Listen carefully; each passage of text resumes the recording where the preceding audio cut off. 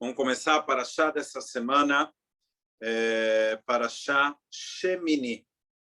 O que acontece, o povo judeu, depois que foi perdoado, teve Yom Kippur, foi perdoado do bezerro de ouro, ou quando Moshe ele desce do Monte Sinai pela segunda vez, ele vem com a ordem que precisa construir o Mishkan. Mishkan é o tabernáculo móvel que tinha lá no deserto, tá? Era um templo que era desmontado, porque quando eles viajavam, eles tinham que desmontar, e aí ia para o, como se diz, para o próximo ponto onde eles paravam, aí montava, como se fosse um Lego, mas gigante. Tá? E o que acontece depois que o povo judeu se reuniu? Nós já vimos que eles se reuniram, eles doaram para a construção, inclusive está escrito que eles doaram tanto que nem precisava mais, Moshe teve que falar, chega, tem até demais, como que o povo queria construir, né, o Mishkan. Nós vamos ver porque é importante essa informação. E aí, quando ficou tudo pronto, tentaram levantar o Mishkan, as peças, né? Mas toda hora caía.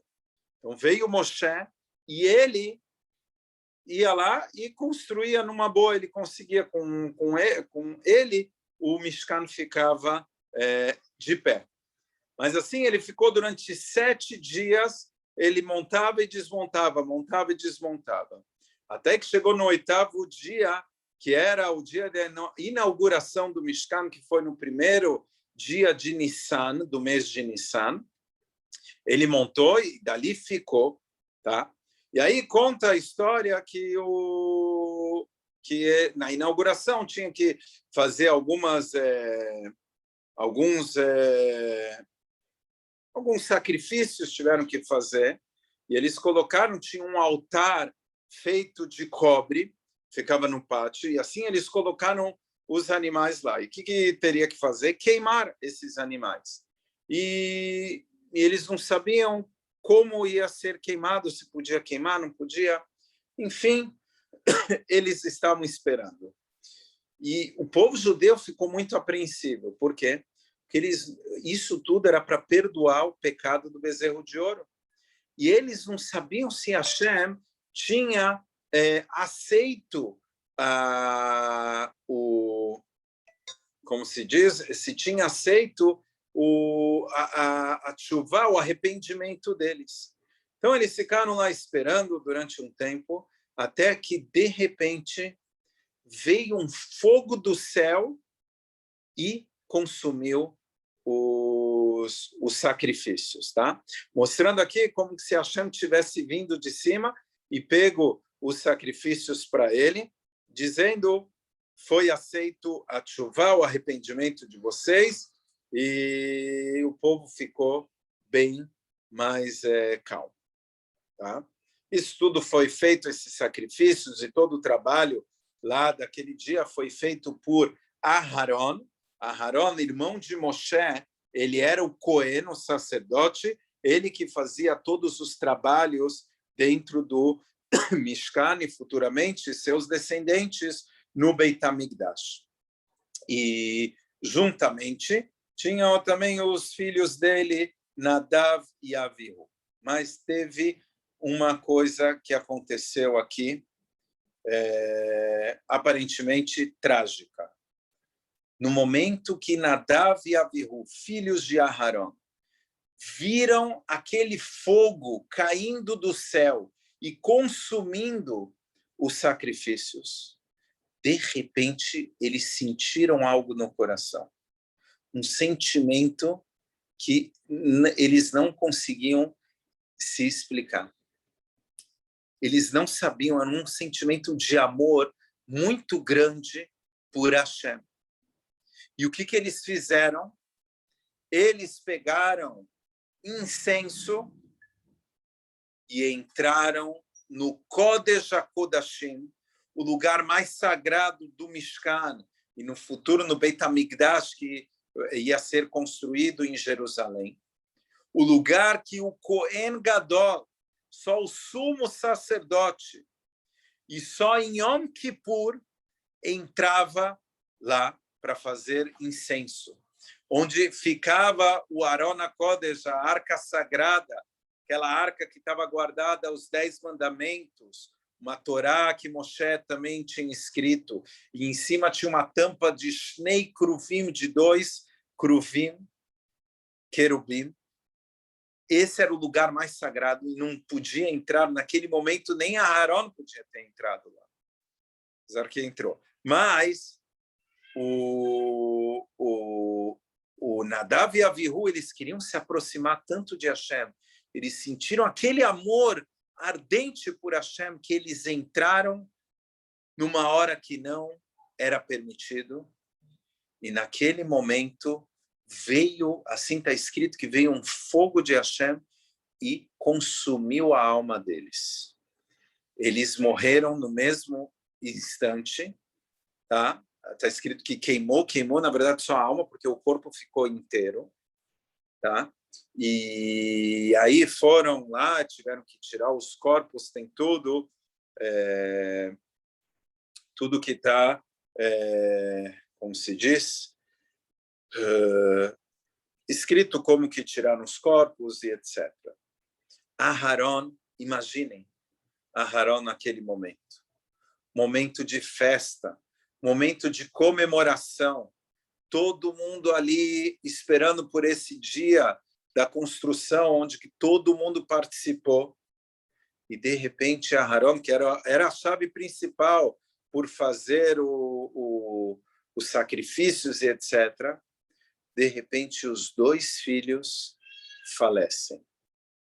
Ele ficou arrasado. Veio Moshe e falou a Aharon, eu consolar ele, falou a Aharon, os seus filhos foram santificados. É verdade que eles fizeram algo que não devia, mas isso teria que acontecer.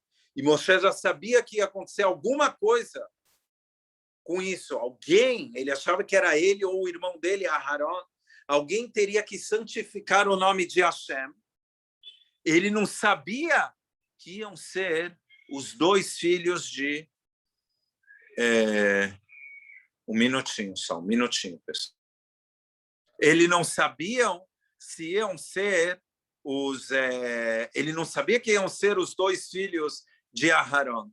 Ele falou, se Hashem santificou o nome dele através dos seus filhos, Aharon, quer dizer que eles são mais elevados do que nós. Por quê? O que acontece?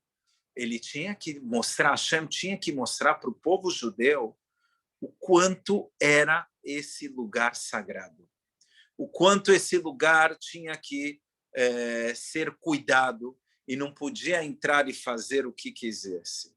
Então, Hashem teve que demonstrar isso exatamente com os filhos de Aharon, mostrando para todo o povo que, os filhos de Aharon, Nadav e Avihu, que eles inclusive tinham permissão de subir no Monte Sinai quando Moshe recebeu a Torá. Eles eram muito elevados, eles eram tzadikim, pessoas justas.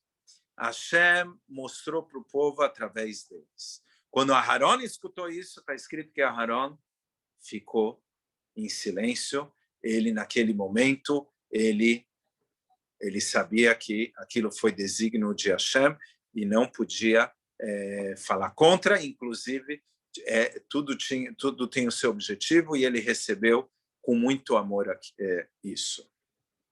Tá? Essa é a história que conta a nossa paraxá. Agora, tem os comentaristas, eles falam o que eles fizeram de errado. Tá? Então, tem vários motivos, nós falamos já que eles entraram com incenso num lugar que não era o momento de entrar com incenso, eles não podiam entrar, que eles não eram Kohanim Gdolim. É isso. Outra opinião fala que eles estavam bêbados. Eles entraram bêbados. O que acontece? Eles queriam se elevar tanto, eles não sabiam como, então eles beberam para poder entrar no Kodesh HaKodashim. Por quê? Porque tem essa opinião que eles entraram bêbados? Porque logo depois está escrito que logo depois desse episódio, está escrito que não pode, Hashem, ele dá ordem que não pode entrar bêbado no santuário, não pode entrar bêbado no Mishkan, tanto no tabernáculo móvel, tanto no Beit HaMikdash futuramente. É proibido e está condenado aquele que entra bêbado. Shtuei yain, melhor a tradução do que bêbado, shtuei yain, aquele que bebe vinho. Tá? Naquela época não tinha um bafômetro na porta, então só Hashem sabia quem entrou, que bebeu vinho ou não. Tá certo? É isso que aconteceu. Nós precisamos analisar aqui o que os filhos de Aharon eles fizeram. Precisamos analisar muito bem o que aconteceu aqui com os filhos de Aharon. Tá? Porque eles fizeram algo errado? Ótimo. Mas eles eram tzadikim, acabamos de falar que eles eram as pessoas que foram escolhidas para subirem no Monte Sinai. Imagina, junto com Moshe, então eles eram pessoas ilustres. O que aconteceu com eles? Tá?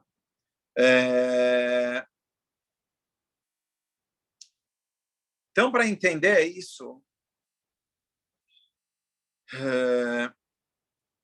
deixa eu só ler aqui.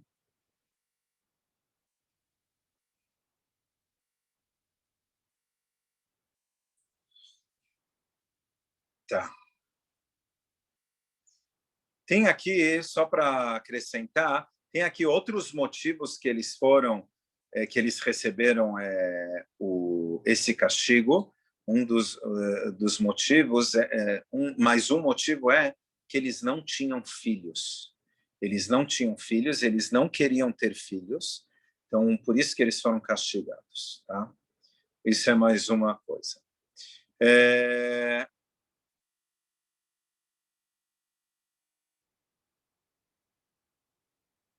O que acontece aqui? Qual que foi o erro deles? O erro deles foi amar.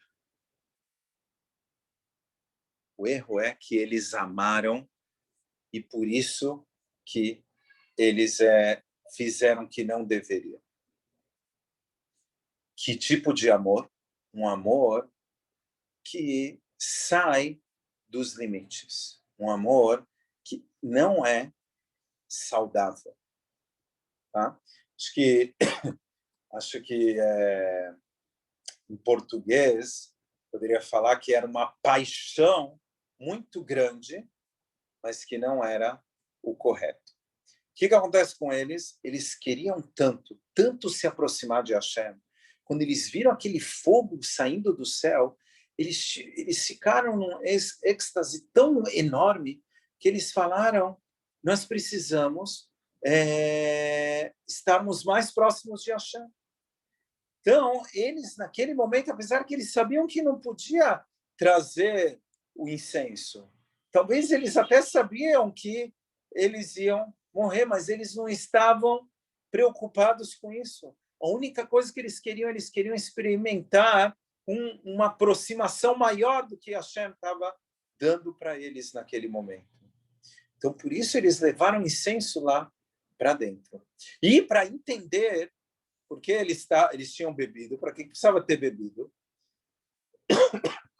a bebida serve exatamente para quando eu preciso sair da minha normalidade. Eu quero muito fazer algo. Eu quero muito realizar algo, mas eu, no meu normal, na minha natureza, eu não consigo chegar lá. Então, tem muitas pessoas que, para chegarem a isso, eles bebem. Tá? Existe, mas nós podemos perguntar, tem um pessoal Hassidim, que fazem Farbrengen, que eles fazem reunião hassídica e eles bebem. Isso está escrito está escrito no Talmud, Nichnas yain yatzah sod. Onde entra vinho, sai segredos.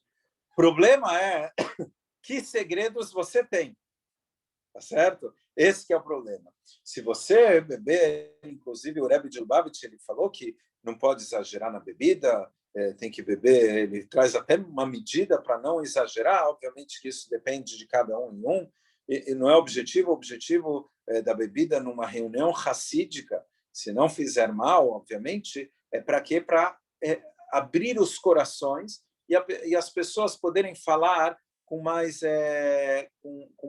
liberdade um com o outro, tá? Porque às vezes nós ficamos acanhados e não falamos. Mas, obviamente, não pode chegar a nível de já falar talvez o que não precisa, sair do seu total normal. Isso não. Tá? Então, o que acontece? Nadav e Avihu, os dois filhos de Aharon, eles queriam chegar num nível maior, eles estavam ansiando por isso. Então, eles falaram, a única forma era beber vinho.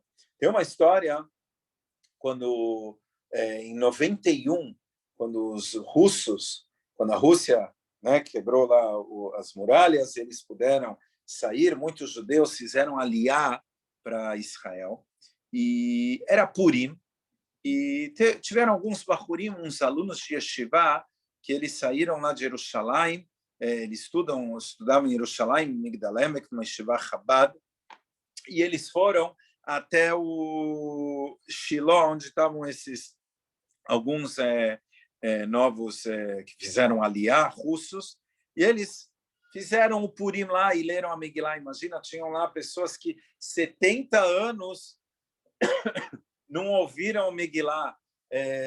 Imagina, na Rússia, perseguições, não podia ter liberdade religiosa, então, muitos anos não ouviram a Megillah, tá certo? E eles pela primeira vez, talvez muitos pela primeira vez estavam vindo Megillah, estavam desfrutando de uma festa em liberdade. Até que chegou um senhor e viu os bahurim, aqueles jovens, dançando.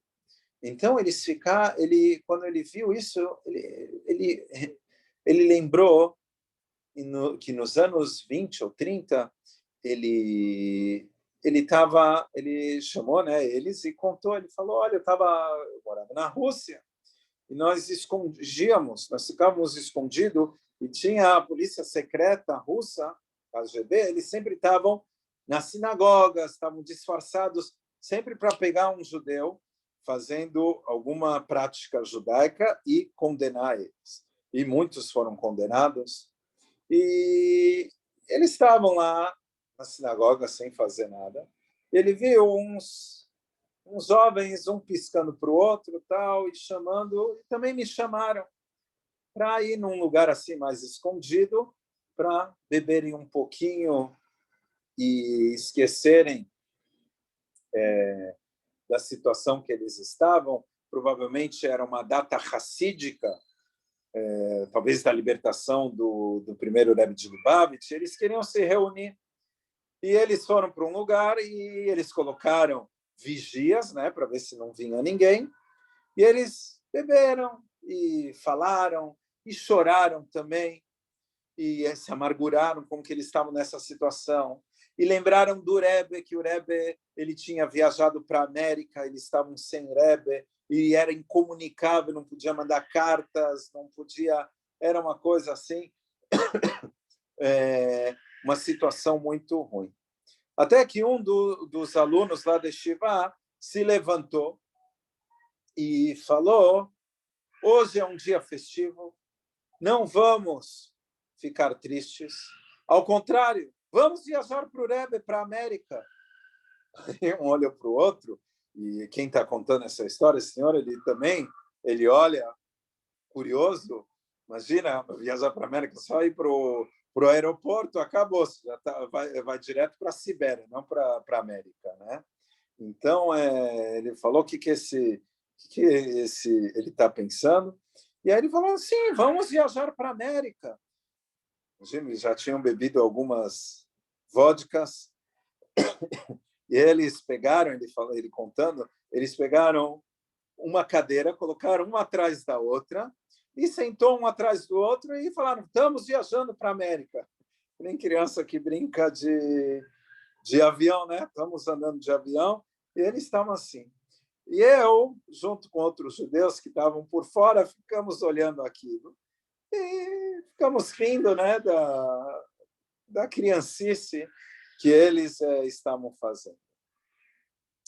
Em resumo, todos esses jovens que estavam lá brincando de aviãozinho, todos eles conseguiram, de uma maneira ou outra, ir para Israel e depois chegaram na América, muito antes do que nós, tá certo? Muito antes do que nós, eles chegaram na América e nós só conseguimos sair agora em 91. Então, o que ele quis dizer aqui? Que, na verdade, quando eles beberam, na verdade, eles ansiaram aquilo que eles mais queriam, que era viajar para o Rebbe, viajar para a América, e realmente se concretizou. Ele viu que, na prática, se concretizou aquilo. Então, voltando aqui para o nosso assunto, Nadav e Avihu, os dois filhos de Aharon, é isso que eles beberam para quê? Para sair deles, porque eles falaram, a lei fala que nós não podemos ir lá oferecer um incenso. Então, eles falaram, bom, vamos beber, e aí nós vamos sair do nosso, vamos sair da lei, e aí nós vamos chegar lá e vamos fazer um incenso mesmo assim. E foi isso que aconteceu. E, infelizmente, apesar de boas intenções que eles tiveram, não era esse o objetivo. Hashem, você quer se aproximar de Hashem? Você ama Hashem? Ele não queria que bebesse naquele momento. Hashem, você ama Hashem? Ele não queria que oferecesse nada. Eles não deveriam oferecer nada lá no Kodesh HaKodashim, no lugar mais sagrado. Não era o lugar deles irem. Você ama, e é esse o problema de amar em demasiado o outro. Porque quando nós amamos demasiado o outro, nós saímos do eu normal e nós nos entregamos para o outro, porém sem raciocínio. Sem pensar antes, o que eu estou fazendo está correto? O outro é isso que ele quer mesmo? Hashem não queria que eles fizessem isso. Você quer se aproximar de mim? Faz o que eu quero. Sim, Hashem falou. Faz o que eu quero, não o que vocês estão querendo. O que vocês estão querendo são vocês. Vocês estão amando a si mesmos. Vocês querem chegar perto de mim, mais próximo de mim. Não é isso que eu quero nesse momento. Não era o momento. E por isso que eles receberam esse castigo. Então, quando nós, também no nosso dia a dia, quando nós precisamos amar o outro, Hashem nos colocou raciocínio. Nós precisamos pensar. Uma das coisas que eu falo muito em reunião de jovens em relação namoro e shidur. Tá? Para quem não sabe, shidur é quando tem um intermediário, um shadchan, que ele apresenta o casal um para o outro, e depois eles conversam, e se dá certo, né, eles continuam e acabam casando. Tá? E normalmente, num shidur religioso, eles não se tocam até o momento do casamento. E os jovens falam, não, nós temos que antes ver se é bom mesmo, e às vezes até morar junto, e etc. E eu digo para eles o seguinte, eu entendo vocês, mas o shidur, o que acaba se um não toca no outro, não pode dar um beijo, não pode dar um abraço, o que sobra numa conversa, num encontro assim, é a conversa. Eles conversam muito, o casal, e eles começam, no começo talvez, falam de assuntos alheios, mas depois eles começam a se aproximar de uma forma tão grande que eles começam a falar começam a ter uma conversa mais intelectual. O que quer dizer intelectual? O que é intelectual num casamento? O que eu quero para a minha vida? O que eu almejo? Que tipo de educação eu quero para os meus filhos? Num namoro, ninguém fala sobre isso. Num namoro, só o quê? Os dois querem aproveitar, querem sentir todo aquele sentimento, inclusive de jovem, né? Daquele amor, mas na verdade o que eles estão amando? A si mesmo. Mas quando eles falam friamente o que eles querem, na verdade eles estão se entregando para o outro e falando: eu quero que dê certo essa nossa relação. Eu quero que a nossa relação perpetue. Pode ser que não vai perpetuar, pode acontecer, mas a maioria dos casos religiosos, principalmente, perpetua. Por quê? Porque tudo já foi, ou a maioria das coisas já foi pensado antes do casamento. Tá? Então, é isso que é amor. Olha, eu quero te dar o melhor, mas vamos ver se nós vamos conseguir viver. Por quê? Na verdade, em ambos os casos, ninguém conhece um ao outro quando um está chateado, né? Ou quando um está muito bravo. Né? Porque quando está muito bravo, acaba não saindo. Tá? E quando casa, acabou. Nós estamos dentro da casa, o outro está bravo, você vai ter que conhecer esse lado. Ninguém se conhece quando tem filho. Ninguém se conhece quando precisa se entregar ao outro. E por isso, só para completar aqui, Nadav e Aviú, eles não tinham filhos. Por quê? Eles não queriam um comprometimento carnal. Eles não queriam. O que precisa de filhos? Eu vou ter que trabalhar, eu vou ter que sustentar, eu vou ter que estar cedo em casa para dar uma educação para os meus filhos, para poder falar com a minha esposa. Eu não posso mais ter só as minhas vontades. Eu tenho que dividir tudo isso. E por isso que eles não queriam ter filhos. Por quê? Porque eles falaram: nós queremos nos dedicar só a Hashem. E isso, pelo judaísmo, é proibido. Um rabino deve se casar. Inclusive, um rabino que não é casado... A babá vai escrevendo para a mãe tudo o que ela testemunha do lado de fora do quarto, onde acontece a sessão de estudo. Ou seja, já bateu em muito menino, e a mãe tinha plena consciência. Então,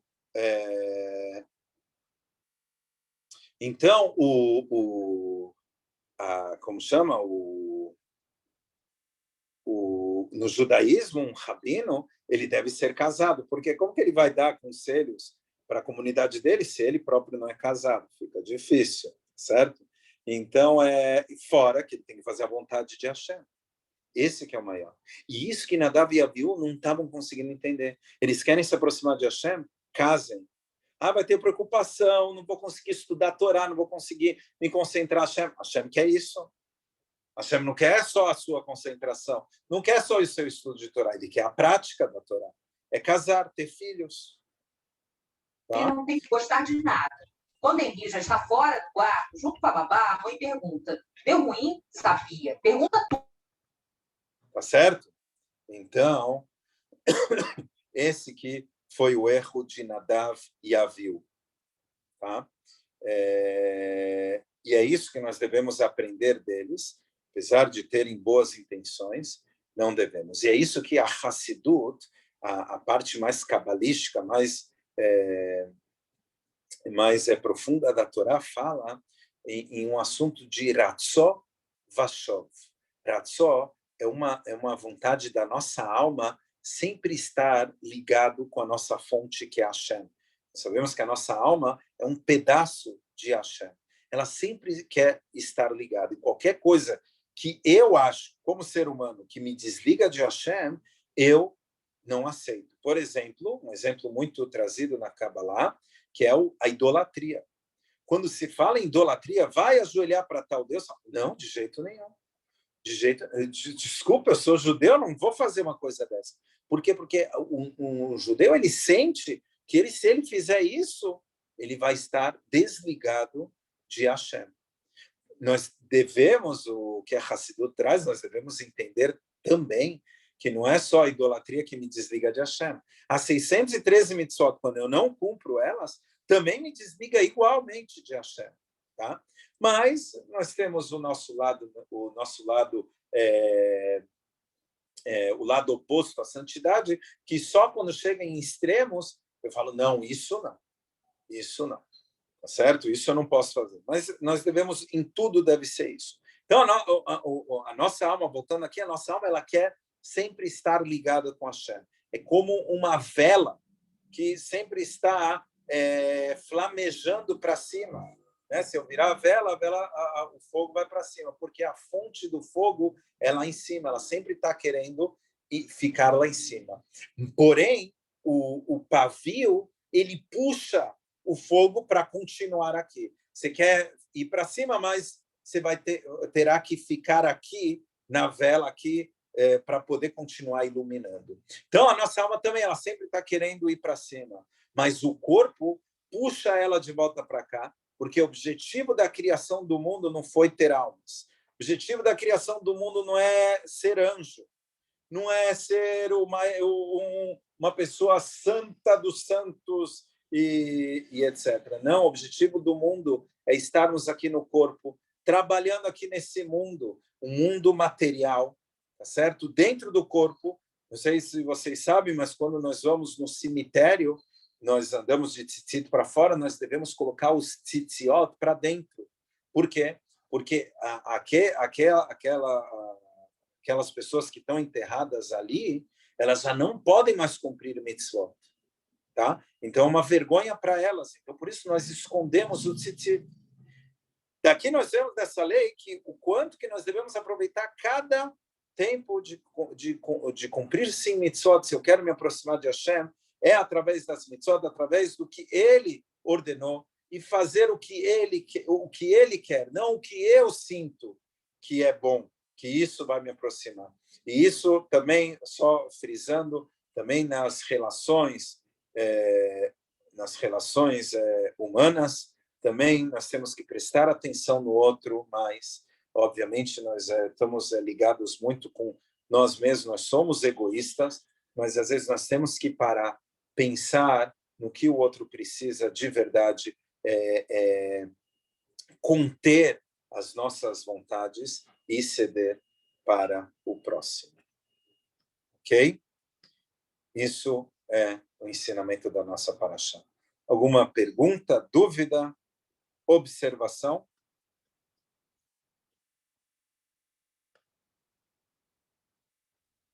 Tá bom. Ou que estava muito ruim, ou que estava muito bom. Mas é importante pegar a lição dessa paraxá. Cola Kavod. Maravilhoso. Maravilhoso, sim. Maravilhoso. Muito Parabéns. bom. Parabéns. Que bom. Não sou eu, não são minhas palavras, são dos estudos do Rebbe e etc. Então, que possamos trazer aqui, né, para vocês poderem também aproveitar desses estudos. É isso aí, pessoal. Todarabá. Bevakashá. Tudo de bom para todos. Obrigada, igualmente. Um Shabbat Shalom.